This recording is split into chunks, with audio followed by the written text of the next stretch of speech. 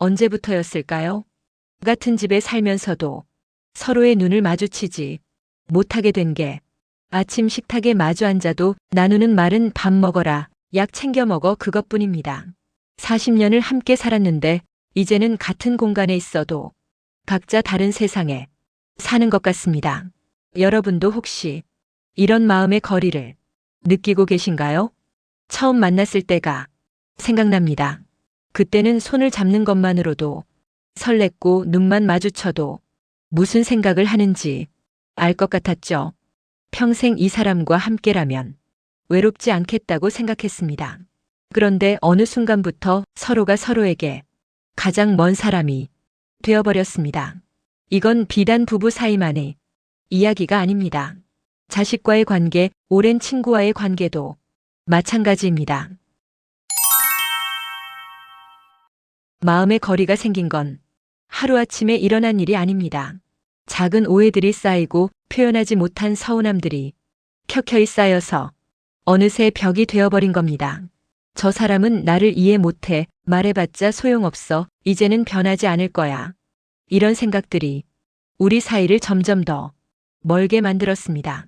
정말 안타까운 건 우리 모두 속마음은 다르다는 겁니다.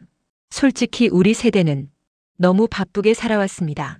먹고 살기 위해 일하고 자식들 키우고 교육시키느라 정신없었죠.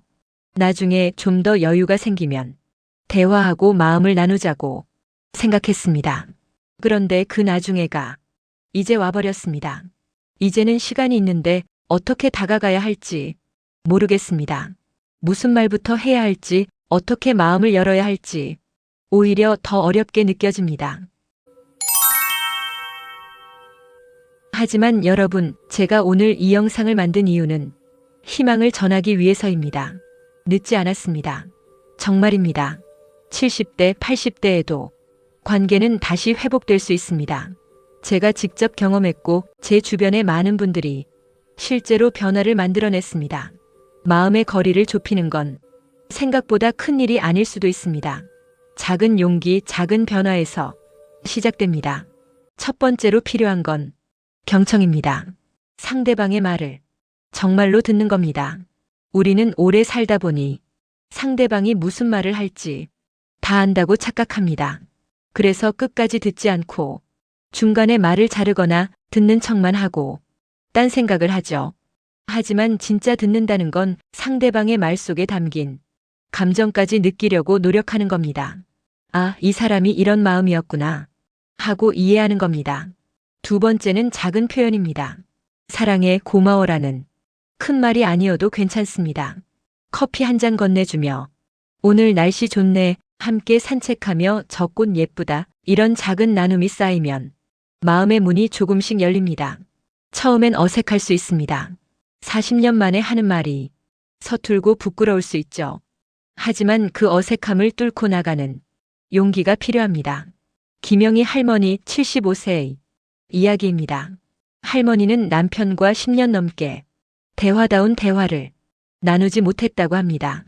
같은 집에 살지만 각자의 방에서 각자의 시간을 보냈죠. 어느 날 할머니는 용기를 냈습니다. 오래된 앨범을 꺼내 남편 앞에 펼쳐놓았습니다. 여보, 우리 이때 정말 행복했지?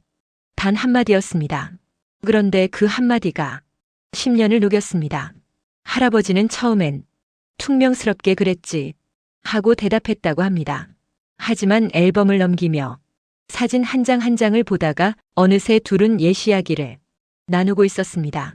자식들 어렸을 때, 처음 집을 샀을 때 함께 여행 갔던 추억들.